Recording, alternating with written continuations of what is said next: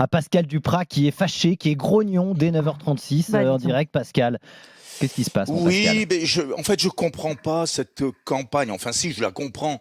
Il est certain que tout le monde, moi le premier, j'aimerais voir Zinedine Zidane sélectionneur de l'équipe de France. Or, il se trouve que le sélectionneur au monde qui obtient le plus de résultats récurrents depuis bientôt 10 ans, 12 ans, eh bien, c'est Didier Deschamps. Et voilà pas que sous prétexte qu'à l'Euro, l'équipe de France aurait mordu la poussière en demi-finale, on devrait le châtier, on devrait le virer, on devrait s'en séparés. Oui. Mais c'est pas de sa faute à Didier Deschamps si, Mbappé était en dessous de tout, plutôt préoccupé par les élections que par le championnat d'Europe. C'est pas de sa faute si Giroud, c'est pas de sa faute si Giroud était en villégiature. C'est pas de sa faute si Griezmann traînait son spleen. Je sais pas pourquoi. C'est pas de sa faute si Thuram a pas encore le niveau. C'est pas de sa faute tout ça. Et c'est pas de sa faute si le football moderne se veut un football pragmatique. C'est pas de sa faute si Griezmann est en déprime totale parce qu'il n'est pas capitaine. Non mais laisse-moi finir. Après vous prenez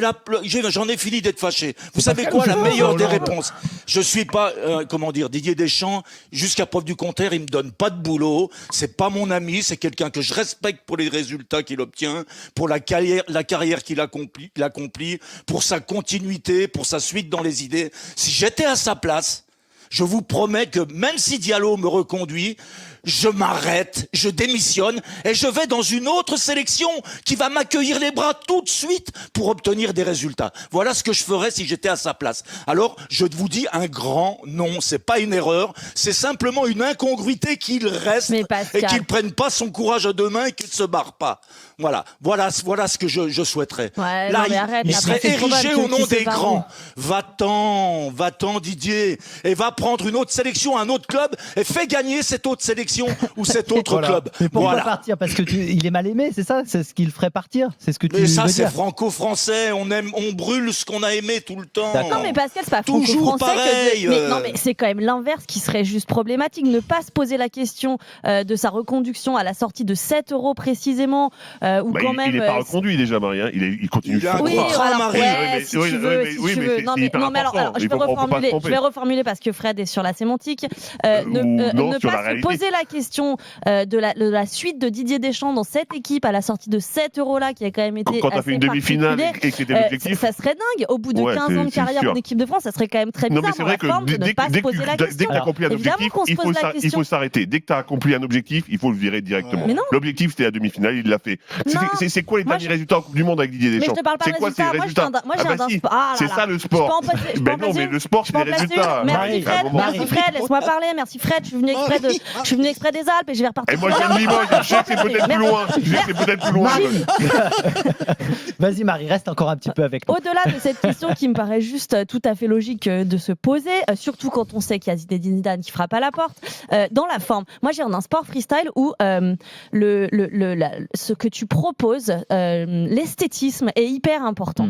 Parce que tu proposes des émotions, parce que tu proposes aux gens de les emmener avec toi dans un run. L'esthétisme, c'est les résultats. Alors, peut-être toi, mais je pense qu'il y a quand même une large partie des Français qui sera content si on gagne. Je vais parler ce matin parce que je me chauffe, qui aimerait que l'on sorte de ce fameux c'est quoi 4, 2, 3 je sais pas combien là, qu'il répète H24 tout le temps, on n'en peut plus. Oui, c'est surtout le jeu un peu minimaliste de l'équipe de France qui me plaît pas. Ouais, tu vois, ça manque un peu de panache, et surtout quand tu te fais mettre une fessée par un gamin qui lui est plein de panache et te met une pleine lucarne, et ça fait un peu mal, et je me dis que voilà, il y a des quand même des... mal, ouais, on a déjà eu un gamin chez nous aussi qui a plutôt performé, hein. Mbappé, il a quand même performé quand il était jeune. Mais là, on parle de 7 € là. Oui, mais je suis d'accord. Mais sois d'accord avec Pascal parce qu'il a dit qu'il était en dessous de tout. Mais sur 7 €, il a été catastrophique, évidemment.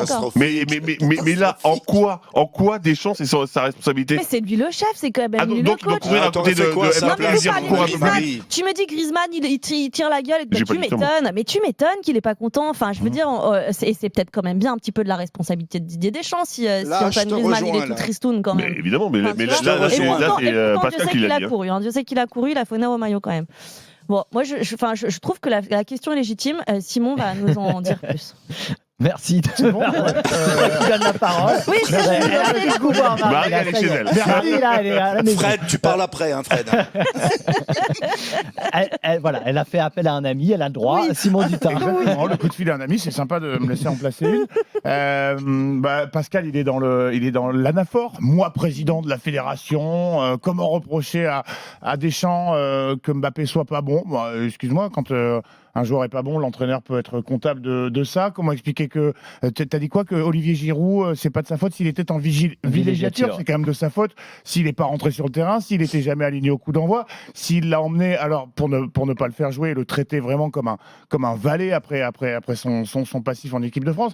C'est quand même lui qui a choisi de construire son équipe autour de Mbappé, d'un Mbappé pas bon, plutôt que d'un Griezmann qui parce a que été tu penses son homme. Comment voulez-tu faire autrement? Tous vos arguments, je les connais parce que lorsqu'on s'est posé la même question après le Mondial 2022, j'étais dans votre camp, j'étais dans votre équipe et je disais, comme Pascal, non mais rendez-vous compte, un sélectionneur qui nous emmène à ces altitudes à chaque fois, vous préférez rentrer à la maison en jouant bien, je connais tout ça. Sauf que on a eu l'occasion de le dire, c'est devenu une caricature de ce qu'il a été, Didier Deschamps. Ça marchait tant qu'on était un outsider, tant qu'on on n'était pas encore assez rassasié.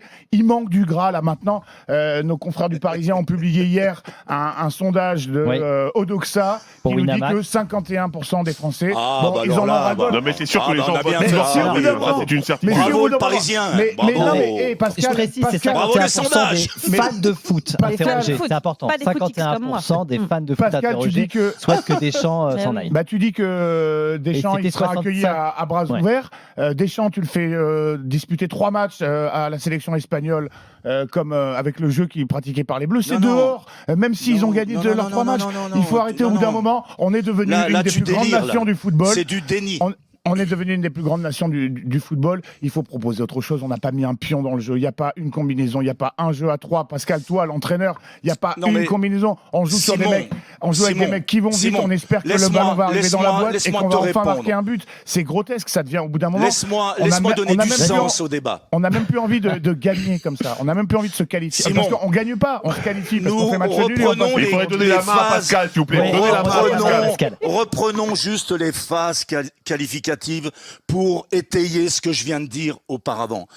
La France a marqué pendant les phases qualificatives 3,6 de buts par match, meilleur total de buts marqués avec les Portugais. La France a tiré au but cadré le plus grand nombre de fois à égalité ou presque avec l'Espagne.